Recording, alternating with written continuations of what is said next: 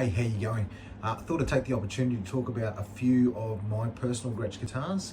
Huge Gretsch guitar fan, love them, been playing them for a very long time now, but always struggle to find a little bit of information online. So I thought I'd take the time, go through a few of my guitars and the things that I know about them, and hopefully you might learn something along the way.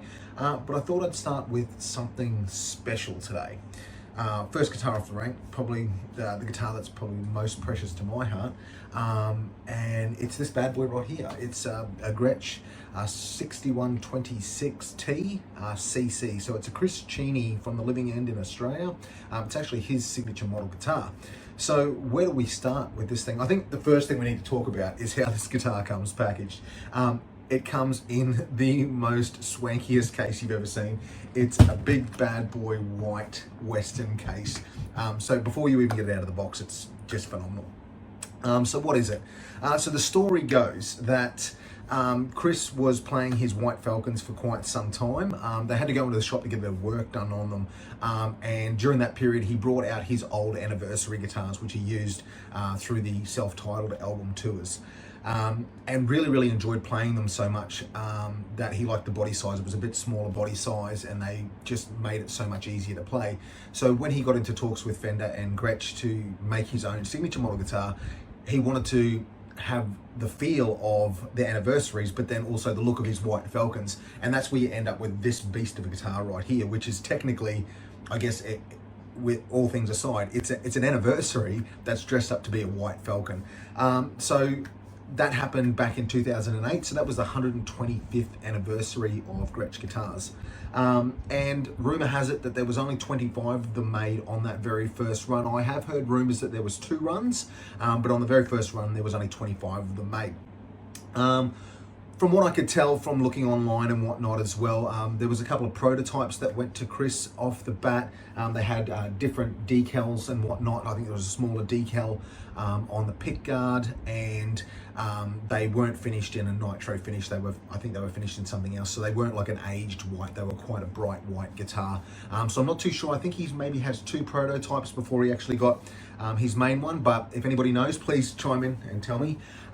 So that's the rumor. So on the way that you can tell, I guess, is if you have a look on the back of the headstock, you'll notice it's got that awesome little 125th anniversary badge on the back. So a little bit about this guitar. I think we'll start with, let's talk about some of the body specifications.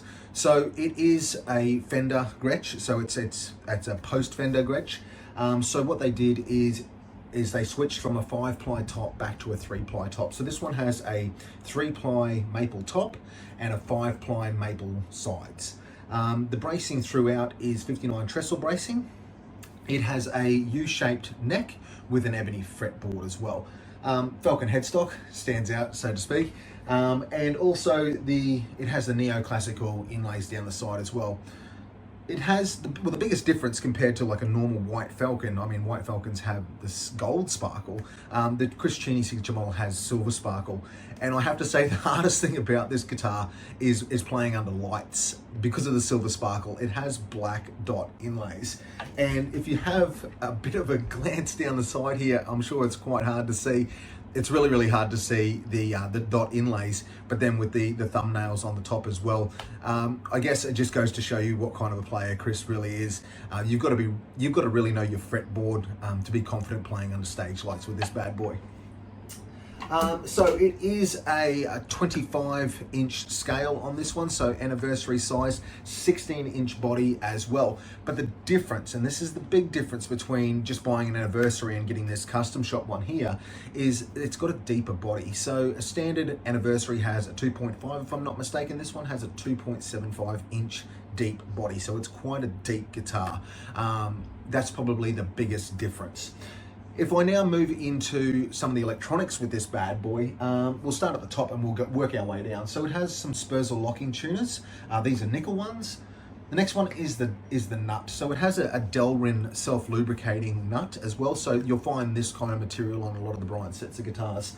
Moving down the body a little bit now, it has the Shaler strap locks as well. It comes standard. And then it has a master volume with the treble bleed circuit on it. Now all the pots are CTS 500K pots in this one, and the switches in the jack are switch shaft switchcraft jack and input as well. Now, it has a master volume, but it also has 2 volumes for each of the pickups. And I guess that's where we get into what's it running for pickups. It is running some TV Jones pickups in this bad boy. So nickel pickups. In the back, we have a TV Jones Classic Plus, and in the bridge, we have a Powertron. That gives it that rock punk vibe when you're on the bridge pickup, but then when you flick it into the neck pickup, you can get some really smooth jazz sounds going with this bad boy as well.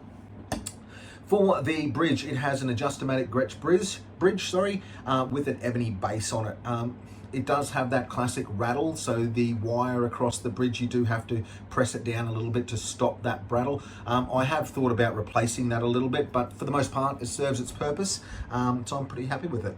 The Bigsby is a B6 Bigsby with a 1-inch spring in it, so it is quite high, so you can really lay into it. The thing that I've noticed about this guitar, and this was my first, I guess, hot-rodded Gretsch guitar, is you can lay into this thing. It is a rock machine. It is built for the road. You can lay into the Bigsby, you can lay into the strings, and it holds its tune really, really well. So making sure that, you know, you've got a little bit of extra setup as you do from the factory. So refining the slots here and then refining the nut as well made a huge difference with this thing. I played, this is quite aged and quite well played. I played this one as my #1 guitar for many, many years.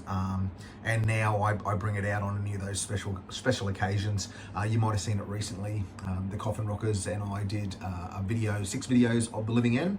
And in homage to Chris and the Living End, Chris tends to play this guitar on white noise now live, so it does have an open tuning. So of course, when we tracked white noise, I thought, why not? Let's bring it out. If it's good enough for Chris, it's definitely good enough for me as well. And that is about it for this guitar. It is, as I said before, it is an absolute beast of a weapon, built like a tank and goes very hard. But I guess I've done enough talking. It's time for me to have a little bit of a play.